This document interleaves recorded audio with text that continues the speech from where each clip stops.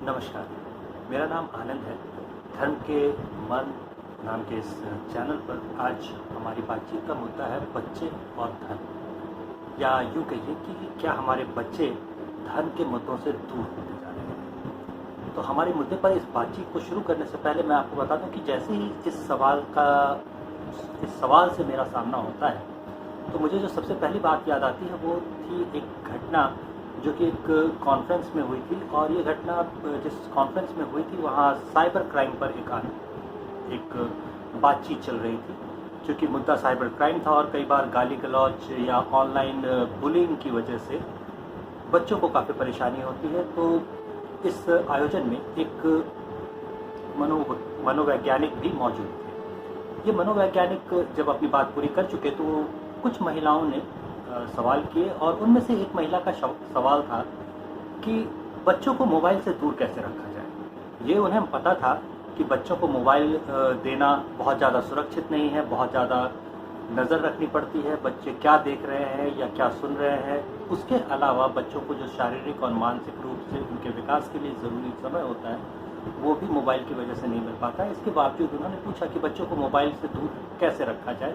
ये तो हमें पता है कि मोबाइल से दूर रखना चाहिए, लेकिन बच्चों को मोबाइल से दूर रखने पर सबसे बड़ी समस्या होती है कि वो रोना धोना शुरू करते हैं और फिर उन्हें समझाना भी बहुत मुश्किल काम है।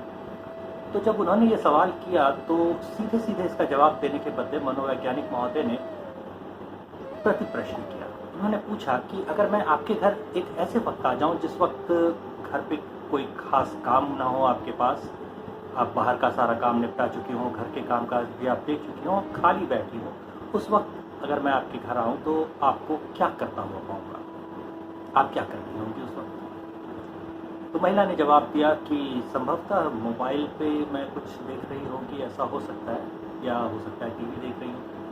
तो मनोवैज्ञानिक ने पूछा कि अगर आपको बच्चा लगातार खाली समय में सेल फोन में व्यस्त देखता है तो वो आखिर सीखेगा क्यों। बच्चों के सीखने का एक बहुत ही आसान तरीका होता है, वो बड़ों की नकल करके सीखते हैं। अगर बच्चे बड़ों की नकल करके सीख रहे हैं तो सीधी सी बात है कि वो जो देख रहे हैं लगातार बड़ों को करते हुए, अगर वो देख रहे हैं कि बड़े घर के जो भी हैं वो अपना सारा खाली समय मोबाइल की स्क्रीन देखने में गुजारते हैं, भले आप उस पर अपना कोई वीडियो देख रहे हो, आप समाचार देख रहे हो, आप अपने काम की ऑफिस की कुछ बातचीत किन्हीं लोगों से कर रहे हो, बच्चे को ये नहीं पता है। वो ये देख रहा है कि आप मोबाइल की स्क्रीन देख रहे हो, तो वो भी ज़्यादा से ज़्यादा समय मोबाइल के साथ बिताना चाहेगा। इसकी तुलना में अगर हम लोग एक पीढ़ी पीछे चले जाएं तो हम लोग देखते हैं कि उस पीढ़ी में लोग अपने खाली समय में अक्सर टीवी देख रहे होते थे। उस पीढ़ी से हम लोगों ने लगातार शाम के खाली वक्त टीवी देखना सीख लिया था। इडियट बॉक्स के सामने ज़्यादा वक्त गुजारने से या फिर मोबाइल के साथ ज़्यादा वक्त गुजारने से हुआ ये कि जो पढ़ने की आदत थी, जो चित्रकला, सिलाई, कढ़ाई, बुनाई जैसी चीज़ें थी, इन सब की जो आदत थी वो धीरे धीरे कम होती गई और छूटती गई। आज की तारीख में अगर हम पूछें कि बुनाई कितने लोगों को आती है, तो पुराने दौर में जहाँ स्कूल की शिक्षिका को अक्सर स्कूल में स्वेटर बुनते दिखाया जाता था दोपहर के वक्त, आजकल वैसे कार्टून भी नहीं बनते। जाहिर है अब सोसाइटी में वैसा होता नहीं, इसीलिए उसके प्रतिबिंब आपको जो समाज का आईना दिखाने वाले मीडिया के अलग अलग उपकरण होते हैं वहाँ भी नजर नहीं आते। अब सोचिए कि क्या धर्म के साथ भी ऐसा ही हुआ होगा। अगर इसी बात को हम लोग थोड़ा सा आगे बढ़ाते हैं तो हमें पता चलता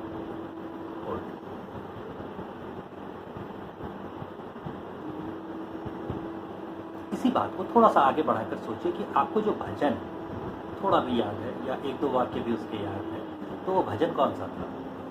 पूरी संभावना है कि ये वो भजन था जो आपके किसी रिश्तेदार, संभवतः आपकी नानी या दादी गुनगुनाया करती थी, आपकी पुरानी पीढ़ी के लोग गुनगुनाया करते थे, आपने सुना और वही आपको आज भी याद है, या वही जो धुन थी गाने की वो आपको आज भी याद है।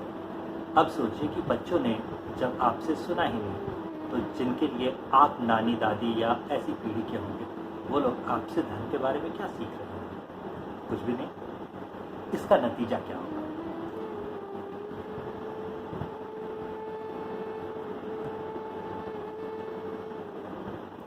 अगर आप ये नहीं बता सकते कि कोई त्योहार क्यों मनाया जाता है, या उदाहरण के लिए मान लेते हैं चलिए कि आपने ये नहीं बताया कि दुर्गा पूजा क्यों मनाते हैं, तो नतीजा क्या होगा? कोई इयान डिकोस्टा आएगा और उसके फॉरवर्ड प्रेस के माध्यम से बच्चा ये सीख लेगा कि महिषासुर नाम का कोई मूल निवासी था और दुर्गा कोई विदेशी हमलावर थी जिसने धोखे से आकर उसे मार डाला। जाहिर है ऐसा ही होने वाला है। अगर हम लोग यही चीज़ होली के बारे में सोचें तो होली पर पानी की बर्बादी का जो भाषण लंबा पिलाया जाता है, इसकी असली वजह क्या है?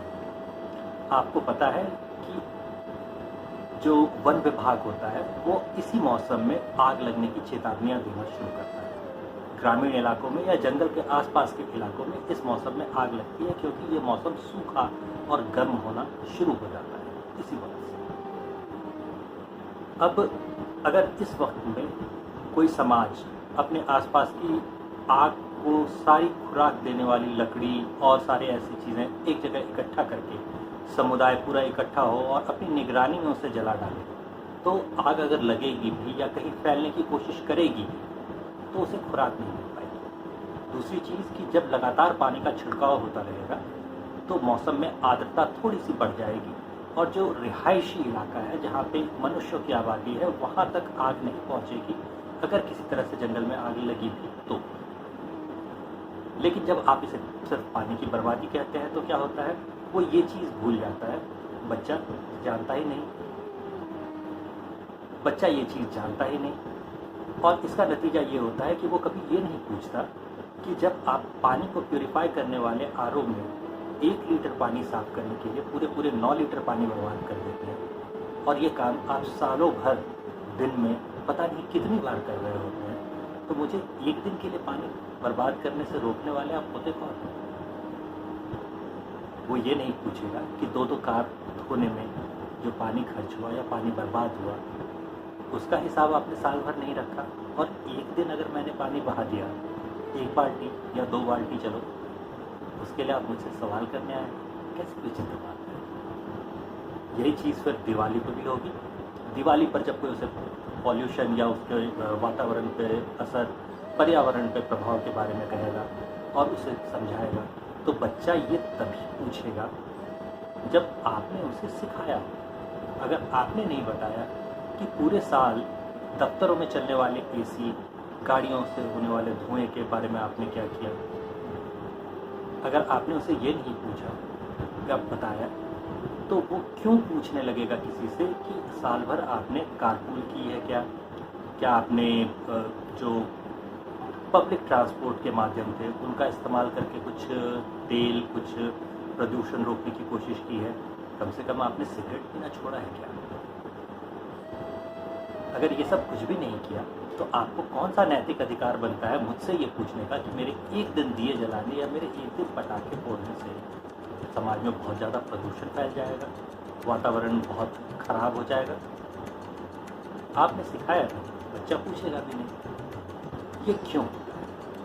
ये इसलिए होता है कि जब हम लोग बच्चों की बात करते हैं तो हम लोग ये भूल जाते हैं कि 13 वर्ष का बच्चा हमारे लिए बहुत छोटा होता है, लेकिन 13 वर्ष से 19 वर्ष की आयु को किशोरावस्था कहा जाता है। जब किशोरावस्था में कोई बच्चा है तो वो सिर्फ बच्चे की जिज्ञासा उसके पास नहीं होती, आपको बच्चे की जिज्ञासा के साथ साथ किशोरावस्था के विरोधी स्वभाव का भी सामना करना है। वो हर बात पर सवाल करेगा, हर बात पर कहेगा कि नहीं मुझे ये नहीं करना या मैं ये क्यों करूँ, और आपको जब तक एक संतोषजनक जवाब नहीं होगा तब तक आप उसकी जिज्ञासा को, आप उसकी क्यूरियोसिटी और उसके विरोधी स्वभाव शांत नहीं कर सकते। ये उम्र का मामला है। हर उम्र में, हर पीढ़ी में बच्चों को ऐसा ही बर्ताव करते देखा जा सकता है। आपको खुद भी याद होगा कि आप खुद भी ऐसा किया करते थे, लेकिन अब जब नई पीढ़ी कर रही है तो आपको लगता है कि वो आजकल की। तो जैसे ही आप ऐसे सर हिलाकर कहते हैं कि नई पीढ़ी धर्म से बड़ी दूर, तो समझ लीजिए कि आपका इशारा, आपके इशारे की एक उंगली अगर इस नई पीढ़ी की तरफ जाती है तो बाकी की 3 उंगलियां आपकी तरफ अपने आप। ये कमी इसलिए है क्योंकि आपने नहीं सिखाया। ऐसा आपने तब किया है जब आपको पता था कि बरसों पहले जो सेक्युलरिज्म वर्ड हमारे संविधान में था उसे हिंदी अनुवाद में पथ निरपेक्ष लिखा गया। लेकिन स्कूलों में, समाज में आपने उसे धर्मनिरपेक्ष बनाया, और धर्मनिरपेक्ष बनाने की वजह से जब आप स्कूलों में उसी शब्द को लेकर आए तो आपने धर्म की शिक्षा देनी बंद कर दी। इसके बाद आपने क्या किया? स्कूल में तो धर्म की शिक्षा बंद हो ही गई, घर में आपने नहीं बताया। और अब जब नई पीढ़ी को नहीं पता है तो आप कह रहे हैं कि भैया उसकी गलती है। कहाँ उसकी? उसने अपने पाठ्यक्रम सेट किए थे। पाठ्यक्रम तो आपने या आपके पीछे वाली पीढ़ियों ने बनाए, तो गलतियाँ तो वहाँ हुई हैं और सुधारने की जिम्मेदारी अब आप पे है। कोई पौधा लगाते हैं तो आप कैसे बर्ताव करते हैं?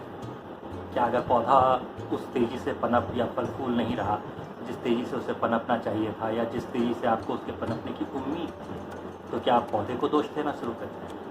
नहीं करते।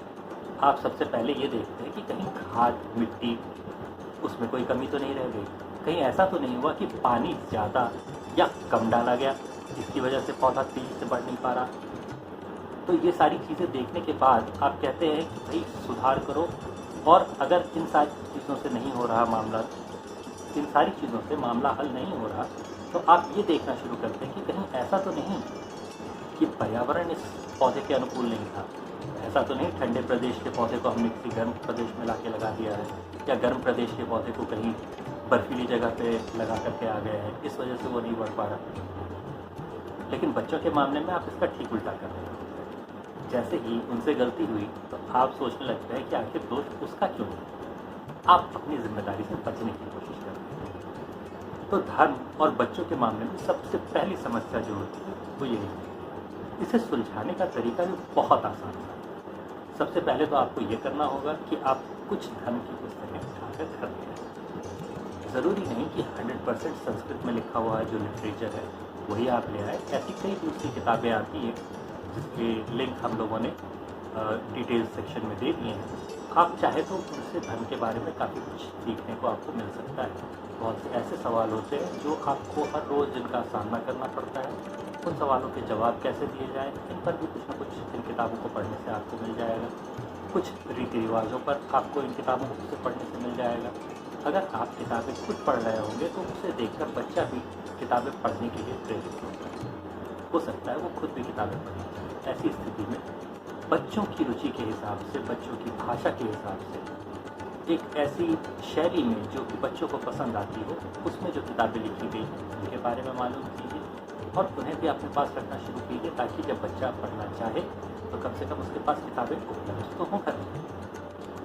या फिर जब उसे ऐसे सवालों का सामना करना पड़े जो उसे असहज कर देते हैं, या उसके अपने धर्म के बारे में जिसे वो बचपन से, जिसका वो पालन करता आ रहा है, उसे वो गलत बता रहे होते हैं, तो वो कम से कम उनका सामना करने के लिए जवाब जब ढूंढने निकलेगा तो उसके पास कुछ न कुछ स्रोत उपलब्ध हो। कोशिश करके देखिए, ये काम बहुत मुश्किल नहीं है, आसानी से किया जा सकता है।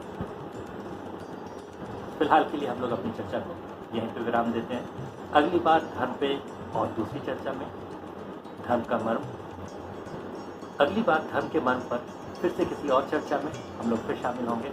तब तक के लिए आज्ञा दीजिए। नमस्कार।